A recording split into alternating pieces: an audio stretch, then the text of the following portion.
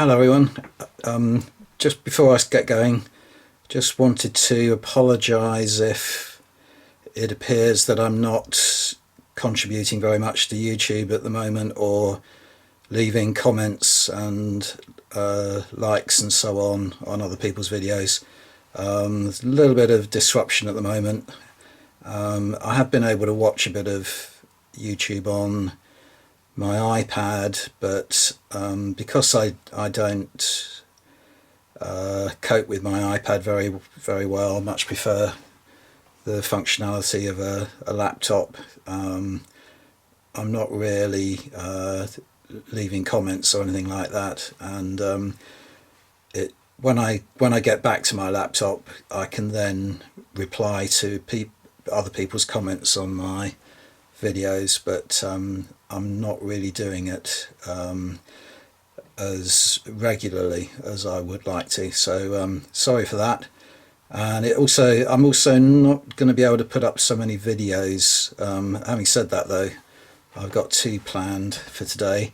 The first one of which is to show you the painted versions of some terrain that I can't remember when I did show this to you a few months ago. I think I got it, and it's the Javis battle zone models, and there's quite a few of them, but I'll put them up one at a time.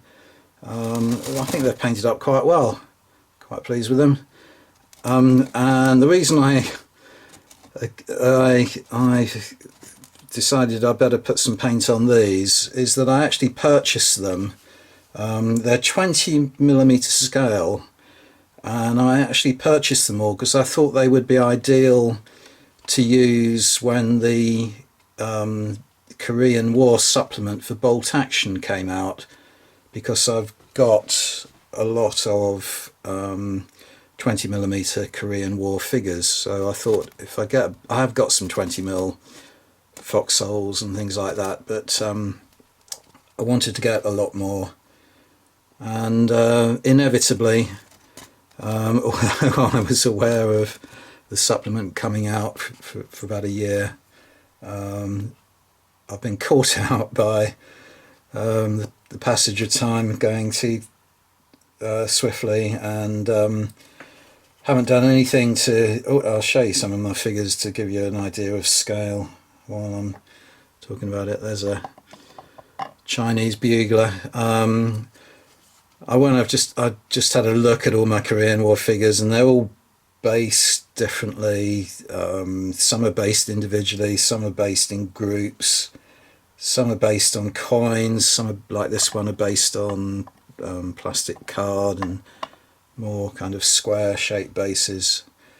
So I've got the scenery painted now, but I'm really going to have to work on the figures and rebase them and get them conforming to one another. And I've also got a ton of unpainted Korean War figures that I would really like to get painted up, but they're going to have to fit into my timetable and schedule. So anyway, going to be a lot of work. Yeah, so I've got the labels for all these. I'm not entirely sure. I think this one I'm showing you might be a small foxhole. I can't remember now. I think it's either small foxhole 1 or 4. Purchased both of those.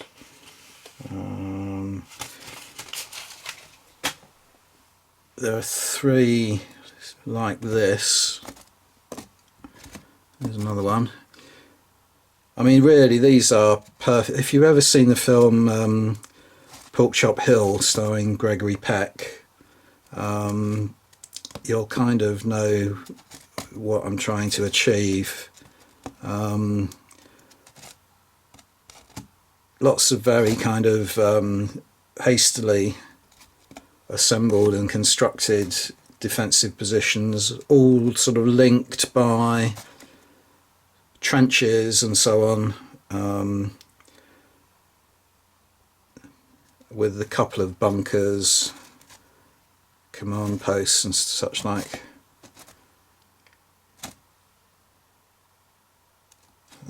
Let's give you a... Didn't paint these figures very well. It was a long time ago that I painted them. That's an American figure throwing a grenade.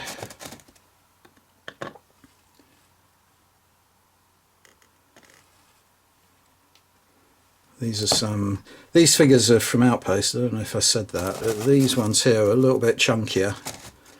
They are, oh gosh, I got them through Caliver Press. They're very limited, as you can see. There's only a couple of Chinese poses, so these are all the same pose on that base. Might have been called Matchlock, I can't remember. Such a long time ago that I purchased them, but they're based as a group. The Chinese forces are going to be so large that it might be a good idea to keep some of them in groups anyway. Show you, there's a ruined building here. There's a really nice scenario in the Korean War bolt action supplement for fighting over a sort of ruined city, so I'm going to need lots of this kind of thing to fill the table. I don't know if that will fit in there. No, that's a sort of Chinese mortar.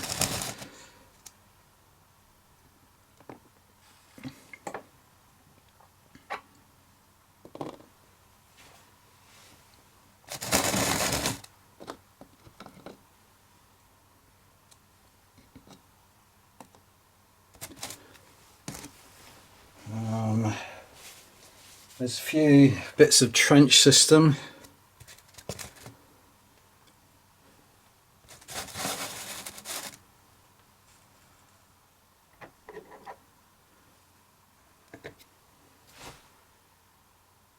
I can water there.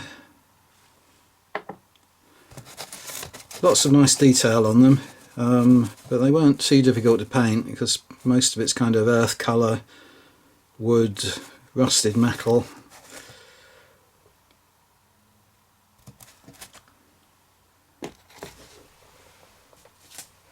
This is another bit of trench.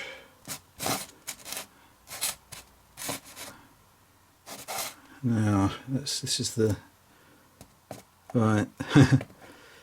The base is too wide for him to fit in.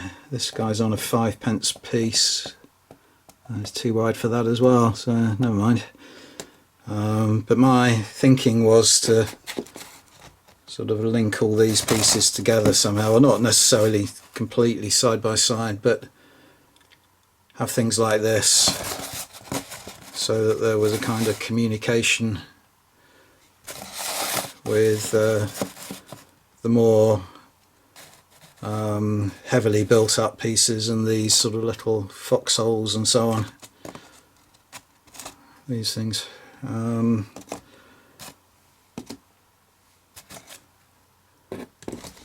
then there are also 3 barricades. Now I noticed there's quite a few scenarios in the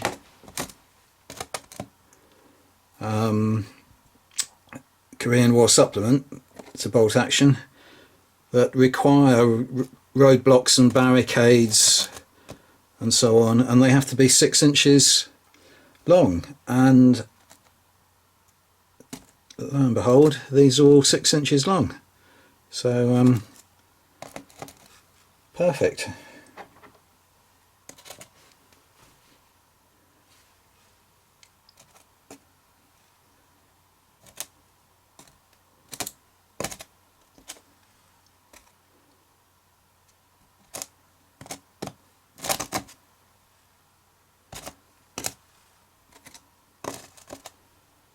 That's the last one.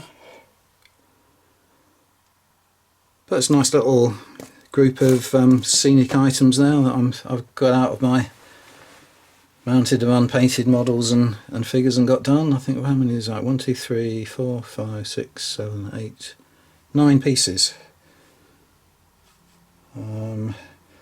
Not that it's so useful as a means of demonstrating the size of these, but I did get out a few of my tanks.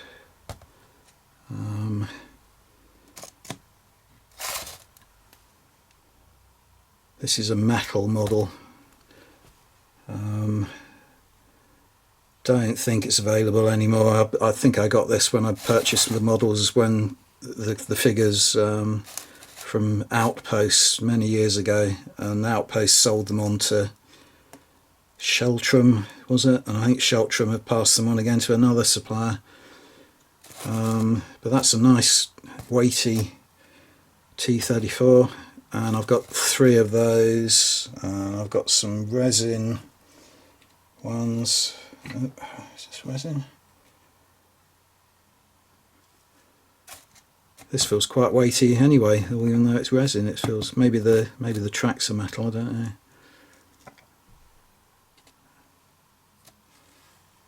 Some Javis for the Americans.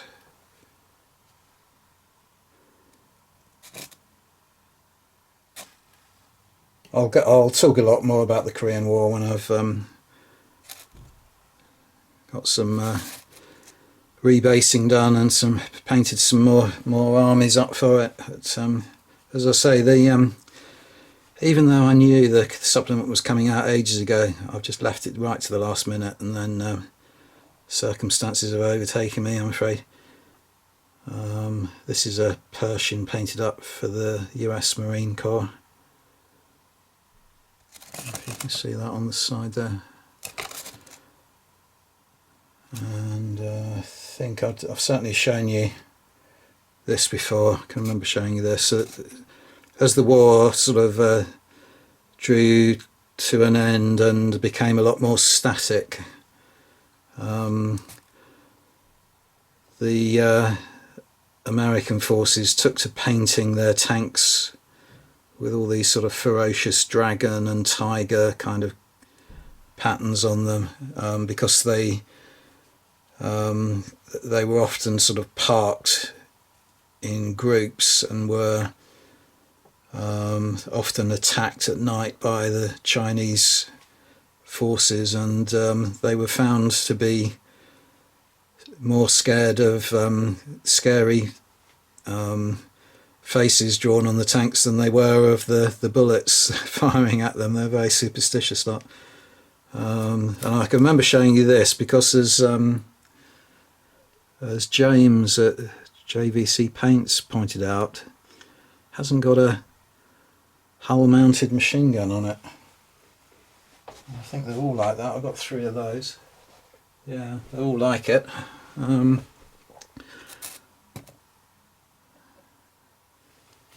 But I think it's a nice little model anyway. Anyway, I was meant to be showing you scenic items, so that's it. Javis Battle Zone 20mm scenic items. Thanks for watching.